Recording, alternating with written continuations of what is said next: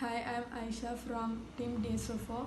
I'm here before you to present a brief summary about what we have discussed so far.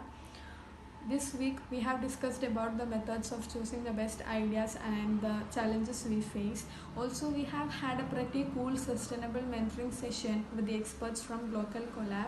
We received new insights into systems on thinking where when we solve the problem we have to think in systems, and that is how solution interests and affects various other parts of the system and thus solves the problem.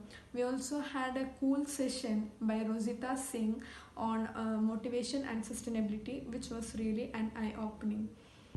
We got to see how we could spot any problems in any scenario and get the root of the problem and make a rapidly evolving solution that actually solves the problem.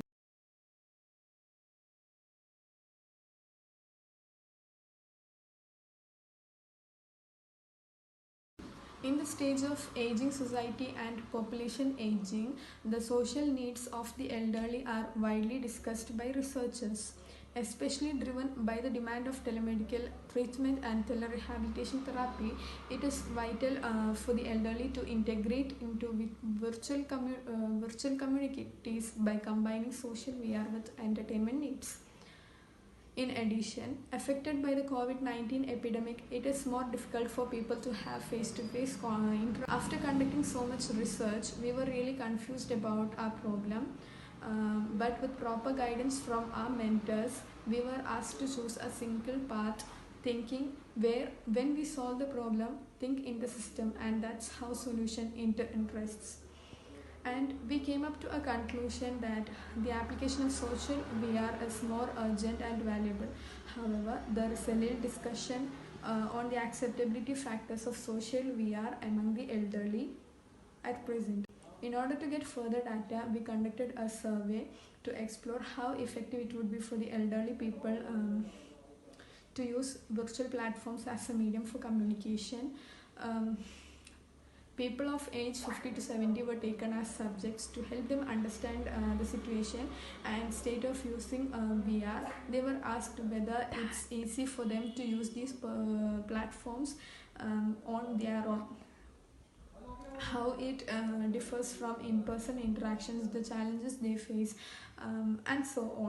These questions were put on to find out the extent of influence and relevance of the elderly on using on their different structural needs.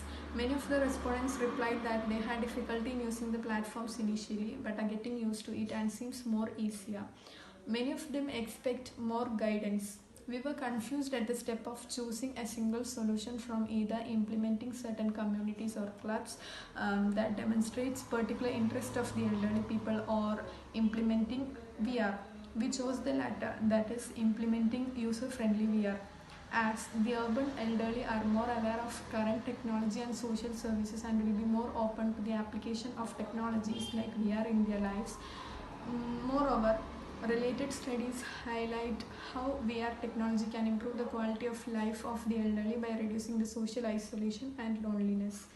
So, as a group, we have conducted about 5 meetings and has arrived at a conclusion that VR technology can promote social networks within the elderly population. In the era of 5G networks, online social platforms, technology and hardware, VR can impact the social life of the elderly individual.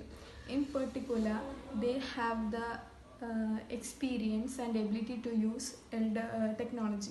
With advancements over the next 5 to 10 years, elderly users who are familiar with the use of technology products would be more anticipated.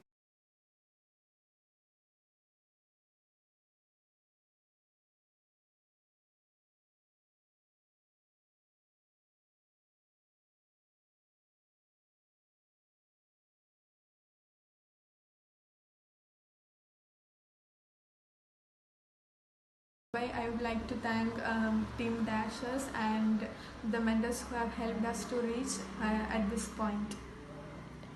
Thank you.